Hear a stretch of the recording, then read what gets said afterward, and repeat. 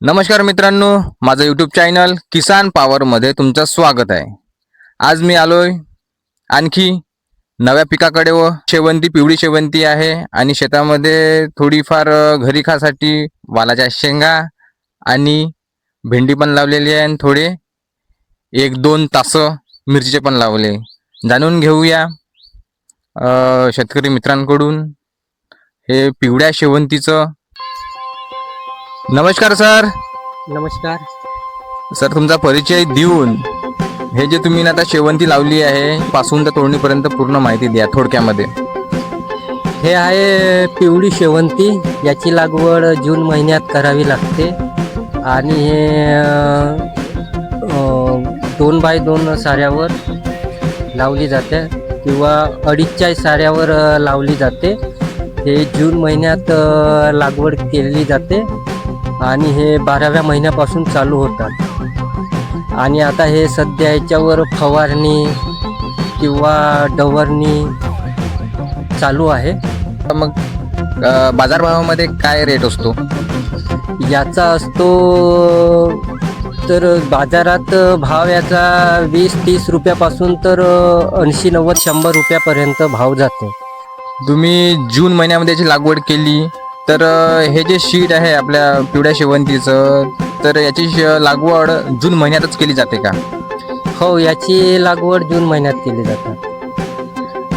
पाण्याचं नियोजन कशा प्रकारे केलं आहे? पाण्याचं नियोजन आता हे निसर्गाचे पाणी पडतात आणि मग 11व्या महिन्यात किंवा 10व्या महिन्यात जर पाणी गेला तर विहीर मोटार पंपनी पाणी सोडलं जातं। याचं फूल कशा प्रकारे असते? याचं आपलं पांढऱ्या फुलासारखंच असतं पण पिवळं फूल असते। जशी लोकल शेवंती जशी पांढरे कलर असते तर याचा पिवळा कलर असतो। कोणता रोग येऊ शकतो याच्यावर? चुड्डा येतो, बुरशीनाशक येतो आणि अळी पण येतात। लागवडीपासून तर तोडणीपर्यंत एकूण खर्च किती लागला? खर्च तर जास्त नाही लागला। याचं उन्हाळ्यापासून फेब्रुवारी याचं रोपटं तयार करावं लागते आणि याचं बेणं ठेवावं लागते आणि याला उन्हाळ्यात पाणी देऊन याचे बेणं रोपटं तयार केलं जाते।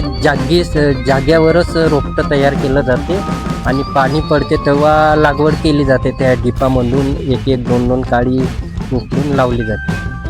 म्हणजे मित्रांनो बघा, आपलं ही जे शेवंती आहे तोडणीपर्यंत जेव्हा याचा भर पूर्णपणे संपून जातो, मार्च महिन्यापर्यंत याचा भर पूर्ण संपून जातो, त्याच्यानंतर आपल्याला जून महिन्यामध्ये किती बुडाची लागवड करायची आहे तेवढंच बूड आपण आपल्या शेतामध्ये ठेवायचं आणि उन्हाळ्यापासून तर जून महिन्यापर्यंत त्याचं पालन पोषण करायचं पाणी देऊन।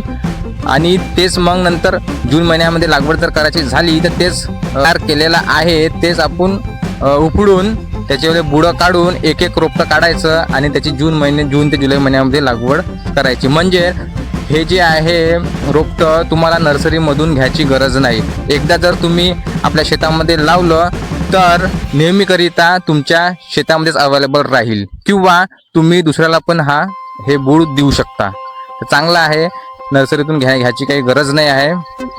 तर जर तुम्ही लागवड करत असाल तर नक्कीच फायदा होईल आणि जास्त काही खर्च येत नाही। त्याला खर्च आला तर नाही पण सध्या 3,000 रुपये 3-4 हजार रुपये याच्यावर फवारणीसाठी, 5,000 रुपये फवारणीसाठी हातावरी खर्च आला।